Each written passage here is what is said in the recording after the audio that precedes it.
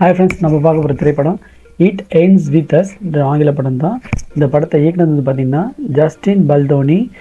Rating பார்த்திங்கன்னா Christie hall, கோலின் whoever. இதில் நடித்தவங்களாம் பார்த்திங்கன்னா மொத்தம் 4 கேரக்டர், முக்கியமான கேரக்டர். பிளேக் லிவ்லி, அவங்க வந்து லில்லி ப்ளூம்ன்ற கேரக்டர் நடிச்சிருக்காங்க.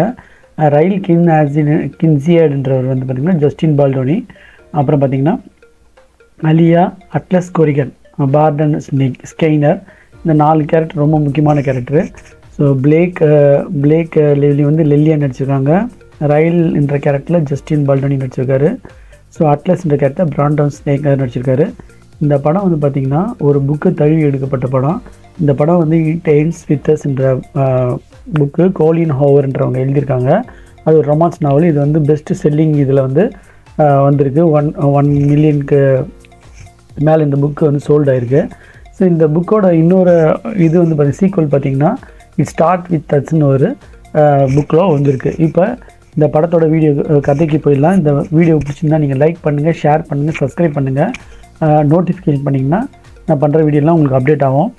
ஸோ இப்போ இது வந்து பாஸ்டனில் பின்னணியாக கொண்டு நடக்கிற கதை. இது பாஸ்டன் வந்து பார்த்திங்கன்னா ஒரு சூப்பரான ஊர்.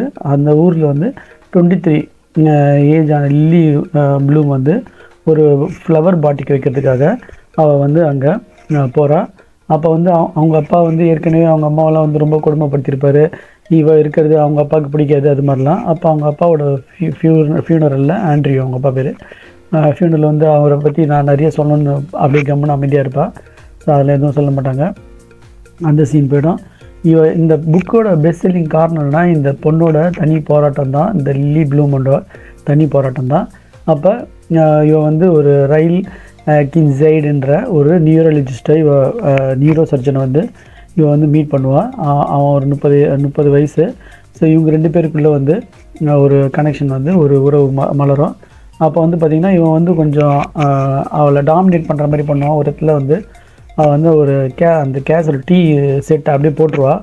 அப்போ வந்து அவன் போட்டவொடனே ரயில் போட்டுருவான். அப்போ ஒரு சிரிப்பா அப்போல்லாம் முறைப்பான். இதெல்லாம் வந்து ஒரு சின்ன இன்சிடெண்ட்டாக சொல்லுவாங்க. ஆனால் வந்து இந்த ரயிலுக்கும் இந்த லில்லி ப்ளூமுக்கும் ஒரு மிஸ் அண்டர்ஸ்டாண்டிங் வந்துனே இருக்கும். அப்போ வந்து ஒரு இதில் வந்து பார்த்திங்கன்னா ஒரு லெவலில் வந்து பார்த்திங்கன்னா அட்லஸ்ன்றவனை சந்திப்பாங்க.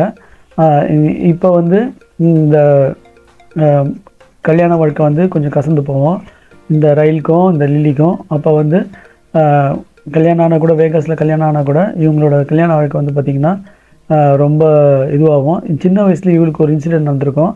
அவங்க தம்பியை வந்து இவ வந்து சுட்டுற மாதிரி அதெல்லாம் வந்து இவ மெமரி பண்ணுவாள். கடைசியில் வந்து பார்த்திங்கன்னா இந்த ரயிலை வந்து இவ வந்து விவாகரத்து பண்ணிவிட்டு ஒரு குழந்தை வர பிறக்கும். அந்த குழந்தை பிறந்தா கூட இந்த ரயிலை வந்து விவாகரத்து பண்ணிவிட்டு வந்துடுவான். அப்புறம் வந்து இவன் வந்து அட்லஸை காண்டாக்ட் பண்ணி சேரத்துக்கு முயற்சி பண்ணுவாள். இதுதான் அந்த படத்தோட கதை. இதில் வந்து படம் வந்து ஸ்லோவாக போச்சு. இந்த புக்கு வைஸாக நல்லா இருந்தால் கூட திரைக்கதை வைஸாக இது வந்து ரொம்ப ஸ்லோவாக தான் போச்சு. ஸோ நீங்களும் பார்க்குறவங்க பார்த்து என்ஜாய் பண்ணுங்கள். லில்லி ப்ளூமோட இந்த கதை தான் வந்து பார்த்திங்கன்னா இந்த புக்கில் வந்து இட்ஸ் எண்ட்ஸ் வித் அஸ்ன்னு வருது. இந்த எண்ட்ஸ் வித் அஸ் எதுன்னு பார்த்திங்கன்னா இவளுக்கு சின்ன வயசில் நடந்த அந்த கெட்ட விஷயங்கள்லாம் வந்து இந்த ரயிலோட வாழ்க்கையில் இதில் டைவர்ஸ் பண்ணதுலேருந்து அதெல்லாம் வந்து எண்டுக்கு வர்றது தான் இட்ஸ் எண்ட்ஸ் வித் அஸ்ன்றது நான் புரிஞ்சுக்கினது. ஸோ நீங்களும் பார்க்குறவங்க பார்த்து என்ஜாய் பண்ணுங்கள். Thanks friends.